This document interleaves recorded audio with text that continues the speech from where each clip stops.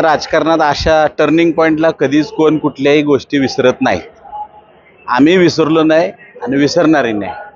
आम्ही कालही राष्ट्रवादीचे कार्यकर्ते होतो, आजही राष्ट्रवादीचे आहोत, उद्याही राष्ट्रवादीचे राहू। राष्ट्रवादीचा धर्म म्हणून आम्हाला जे काय करायचे ते आम्ही करतोय। ज्या काही मागच्या वेदना आहेत त्या वेदना मनात आहेत ह्यात काही शंका नाही। म्हणजे मगाशी पण मी कोणाला तरी म्हटलं की पराभव कोणाचाही जिवारी असतो, तो जिवारी लागलेला पराभव आजही आमच्या लक्षात आहे, आजही आमच्या ध्यानात आहे। आणि त्या पराभवाला प्रत्येक घटना ही बदला म्हणून नसते, काही ठिकाणी आपल्याला कुठेतरी तह पण करावा लागतो। कदाचित हा तह आहे असं समजा आणि अजितदादांच्या आदेशाच्या पुढे आम्ही लोक नाही। पण तुम्ही ज्या प्रश्नावर मूळ होतात, मागच्या गोष्टी विसरलात का, तर मागच्या गोष्टी कधीही विसरणे शक्य नाही। परंतु कुठं ना कुठेतरी आपल्याला उद्याचं भविष्य चांगलं बघायचं असेल तर नेते मंडळीच्या चांगल्या विचारांच्या मागे राहायचा आमचा मनापासून प्रयत्न राहील। पार्थ पवारांची उमेदवारी जेव्हा होती तेव्हा त्यांच्या उमेदवारी इच्छुक होण्याच्या दिवसापासून, अगदी त्यांच्या लॉन्चिंगच्या दिवसापासून आम्ही पूर्ण राष्ट्रवादी काँग्रेस पक्ष पिंपरी चिंचवड शहर आणि पिंपरी चिंचवड मतदारसंघ या दोन्ही मतदारसंघातले आमचे सगळे कार्यकर्ते मनापासून प्रयत्न करत होते।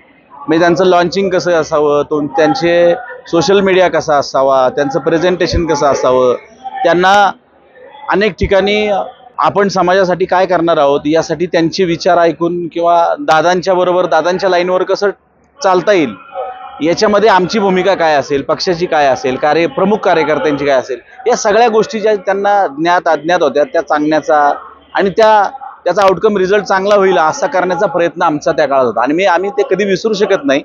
परंतु तो एक अनुभव त्यांनाही आहे, आम्हालाही आहे, शेवटी कोणालाही असतो। जो कष्ट करतो त्याचा जर पराभव झाला तर त्याला त्रास नक्की होतो आणि त्यामुळे तो त्रास नक्की आहे यात काही शंका नाही। आम्हाला सुद्धा आहे, केवळ एखाद्या व्यक्तीला त्रास होतो असं नाही, आम्हाला सगळ्यांनाच त्रास आहे। आता त्यावेळेस तुम्हाला आठवत असेल केवळ पवार परिवार आता सगळ्या महाराष्ट्रातच पवार परिवारावर कायमच वेगळ्या आणि वाकड्या नजरेने बघितलं जातं।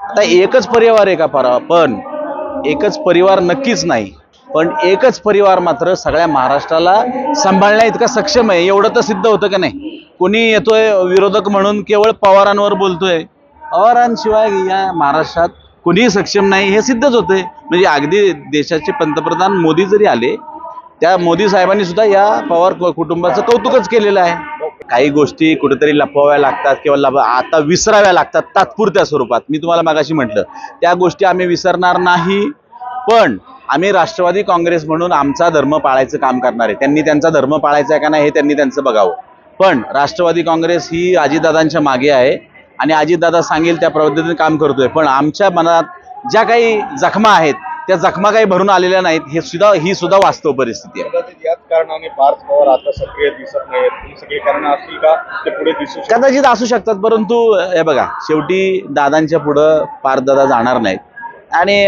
पण शेवटी मनातलं जे शल्य आहे ते बोलून दाखवायची वेळ पण ही नाही। ते मनातलं शल्य आता तुम्हाला आम्ही बोलून नाही दाखवू शकत। कदाचित पार्थदादांना विचारलं तर ते पण बोलणार नाहीत, ते त्यांची प्रतिक्रिया देणार नाहीत। कदाचित माझ्यासारखा कार्यकर्ता डायरेक्ट देईल सुद्धा, पार्थदादा देणार नाहीत। आज ते दिसत नाहीत म्हणजे कुठेतरी त्यांच्या वेदना आहेत, कुठेतरी त्यांची नाराजगी असेलही, परंतु ती नाराजगी दूर करण्याचा दादांच्या पातळीवर किंवा स्वतः उमेदवाराच्या पातळीवर प्रयत्न होईल।